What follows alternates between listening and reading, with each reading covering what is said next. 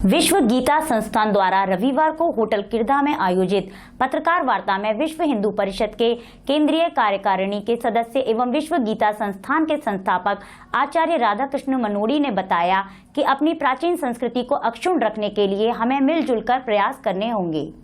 वृंदावन में 2 दिवसीय प्रवास के अंतर्गत आयोजित मंगल मिलन महोत्सव से पूर्व पत्रकारों से वार्ता करते हुए आचार्य श्री ने कहा कि सारी दुनिया की प्राचीन संस्कृतियां नष्ट हो गईं। अनेक जातियों और राज्यों का आज नाम और निशान भी नहीं दिखाई देता है, जबकि भारत आज भी अपने स्वरूप में अवस्थित है।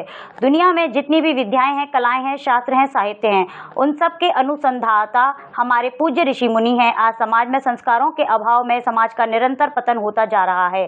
पाश्चात्य संस्कृति की चकाचौंध में आज हम अपनी परंपराओं, मान्यताओं में जीवन मूल्यों तथा संस्कारों को भूलते जा रहे हैं। आचार्य मनोड़ी ने कहा कि विश्व गीता संस्थान के माध्यम से हम सब एक ऐसा वातावरण निर्माण करना चाहते हैं जो वैदिक राष्ट्रवाद के अधिष्ठान पर विकसित हो। उन्होंने कहा कि वैदिक राष्ट्रवाद में किसी के साथ अन्याय नहीं होता था और किसी प्रकार का उत्पीड़न भी नहीं हो सकता था। वैदिक राष्ट्रवाद का मतलब है कि ऋषि और कृषि संस्कृति को विकसित करना। वृंदावन हमारे कृष्ण की नगरी है और गीता का उपदेश भगवान कृष्ण ने अर्जुन को कुरुक्षेत्र में जो दिया था आज भी उतना ही प्रासंगिक है। सांसारिक किसी भी समस्या का अगर हल ढूंढना हो तो आप गीता को स्टडी करिए। गीता से आपको हर प्रश्न का उत्तर आपको मिल जाएगा।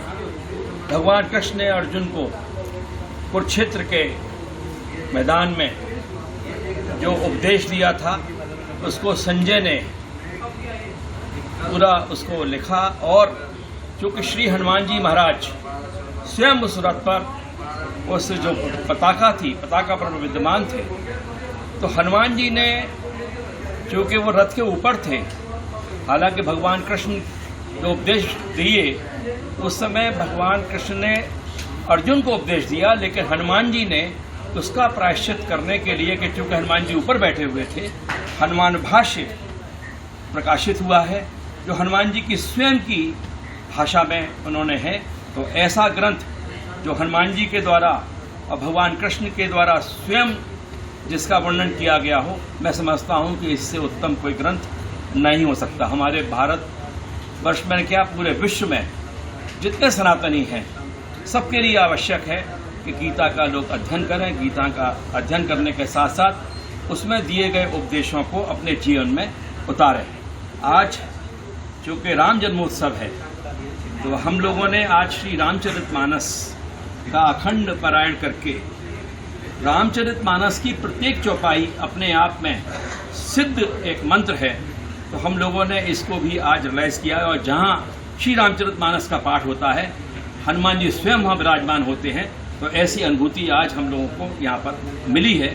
तो आज ये बड़ा अद्भुत संयोग है कि आज राम जन्मनवमी के अवसर पर विश्व गीता संस्थान के द्वारा हमारे जो आचार्य राधाकृष्ण मनोड़ी जी हैं उनके द्वारा हर हर गीता घर घर गीता का जो कार्यक्रम जो चलाया जा रहा है, तो हम पूरे विश्व में इस कार्यक्रम को और तेज गति से चलाएंगे और भारत सरकार से मांग करेंगे कि जो हमारी मांगें हैं उनको भारत सरकार पूरी करे। और हम सामाजिक स्तर पर भी प्रत्येक सनातनी को रिक्वेस्ट करेंगे कि आइए हम सब मिलकर गीता के उपदेशों का मनन करें, उसका हम लोग अपने जीवन में उतारें अपने जीवन में। हमारे बीच में आचार्य बद्रीशी जो स्वयं एक बहुत बड़ी संस्था, इनके कई हजार भगवताचार्य यहाँ से निकले हैं, तो मैं अनुरोध करूँगा कि आचार्य बद्रीशी और हमारे बीच में प्रकांड विद्वान आचार्य हमारे दाऊदयाल शास्त्री जी जो पधारे हुए हैं, उनसे भी अनुरोध करूँगा कि वो 2 शब्द में अपनी बात जरूर आपसे कहेंगे। धन्यवाद।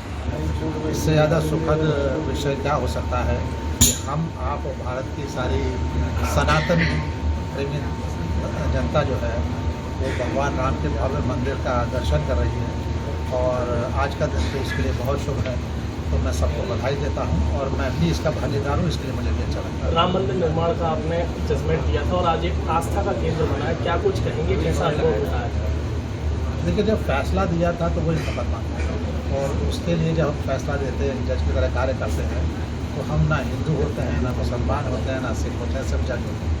तो उस समय ऐसी कोई भावना नहीं थी। उस समय सिर्फ ये था कि मुकदमा है, उसे तय करना है।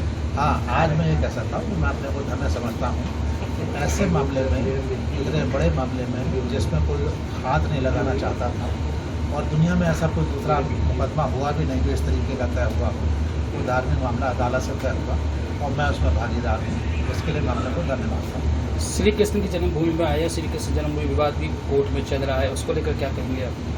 यही कहूँगा कि जब एक बार ये मुकदमा अदालत से तय हो सकता है तो आगे भी हो सकता है। हम और आप सबको थोड़ा सा धैर्य रखना चाहिए और विश्वास रखना चाहिए और उम्मीद है कि चलिए हमारी पीढ़ी नहीं आगे की पीढ़ी देख सकेगी। एनजीटी में आप बड़े हुए हैं, वृंदावन में भी केस हुआ था और कई जगह पर उसको लेकर देखिए, सिर्फ वृंदावन ही नहीं, एनजीटी जो है वो पर्यावरण के मामले में पूरे हिंदुस्तान में कार्यवाही करती है। जहाँ भी पर्यावरण का ह्रास होता है उसका नुकसान किया जाता है।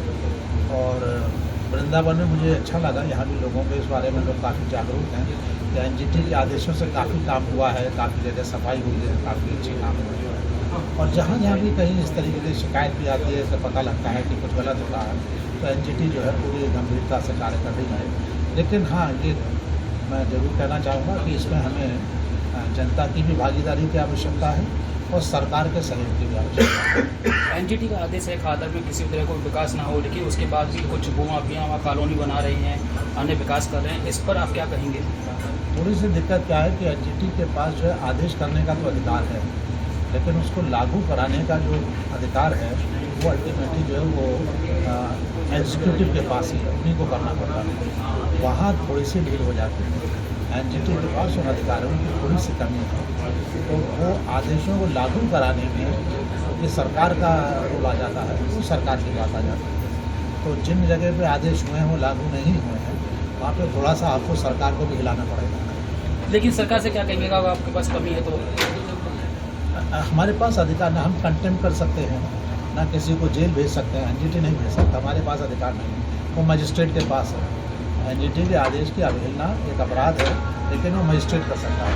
तो मजिस्ट्रेट के पास वैसे ही लाखों में मुकदमे पेंडिंग है, उसके पास फुर्सत नहीं है। ये कानून ऐसा बना हुआ है, इसमें हमारी मजबूरी है। सर, अभी सुप्रीम कोर्ट का ऑर्डर आ गया है सर इस मामले में, जो 300 पेड़ कटे थे वृंदावन में। अब एनजीटी का स्टैंड क्या होगा सर? उसमें जब सुप्रीम कोर्ट का आदेश है तो वो अपनी जगह लागू होगा, उसमें हमारा कोई काम नहीं है। तो सुप्रीम कोर्ट के पास पूरे अधिकार है। सुप्रीम कोर्ट को किसी किस्म की समस्या नहीं अधिकारों के क्षेत्र में। ये तो एनजीटी का जहाँ तक सवाल है, हमारे अधिकार सीमित है, सुप्रीम कोर्ट के नहीं। वो तो उन्होंने आदेश कर दिया, तो लागू करने के पास उनके पास असीमित अधिकार है। इसका उद्देश्य है कि वृंदावन एक अंतर्राष्ट्रीय धार्मिक केंद्र है और विश्व गीता संस्थान भी यहाँ पर अपना एक आध्यात्मिक केंद्र स्थापित करेगा, क्योंकि विश्व भर से अनेक लोग आते हैं। तो श्रीमद् भगवद गीता सहित जितने भी हमारे वेद शास्त्र हैं उनके शिक्षण प्रशिक्षण की व्यवस्था हम करेंगे। दूसरी बात, हमारे अंतर्राष्ट्रीय जो अध्यक्ष थे माननीय नीलेश शर्मा जी, वो न्यायमूर्ति हो गए हैं, सुप्रीम कोर्ट में न्यायमूर्ति बन गए हैं। अब उनके स्थान पर विश्व गीता संस्थान के अंतर्राष्ट्रीय कार्याध्यक्ष माननीय श्री देवदत्त शर्मा जी, जो मंडलायुक्त रहे हैं, मैं आज उनकी घोषणा। क्या मांगे थी आपकी? जो 4 मांगे हमारी 4 मांगे ये है कि विश्व प्राथमिक शाला से लेकर और विश्वविद्यालय स्तर तक प्रत्येक कक्षा में श्रीमद् भगवद गीता पढ़ाई जानी चाहिए, उसका एक पाठ्यक्रम बनना चाहिए। बच्चों के लिए अलग, माध्यमिक स्तर पर अलग और विश्वविद्यालय स्तर पर शोध कार्य होना चाहिए। दूसरी मांग है कि प्रत्येक अध्यापक के लिए, जो भी शिक्षक बने, उसके लिए श्रीमद् भगवद गीता का अध्ययन अनिवार्य किया जाए। उसके अध्ययन के बिना वो भारतवर्ष में शिक्षक ही न बने। तीसरा है कि विश्व गीता श्रीमद् भगवद गीता को राष्ट्रीय धर्म ग्रंथ घोषित कर देना चाहिए। और चौथी हमारी मांग है कि उसके लिए घर घर गीता पहुंचाने के लिए सरकार को भी प्रयास करना चाहिए। हमारे जितने भी जनप्रतिनिधि हैं उनको भी प्रयास करना चाहिए, क्योंकि जहाँ भी विदेशों में जाते हैं हमारे माननीय प्रधानमंत्री जी स्वयं गीता भेंट करते हैं।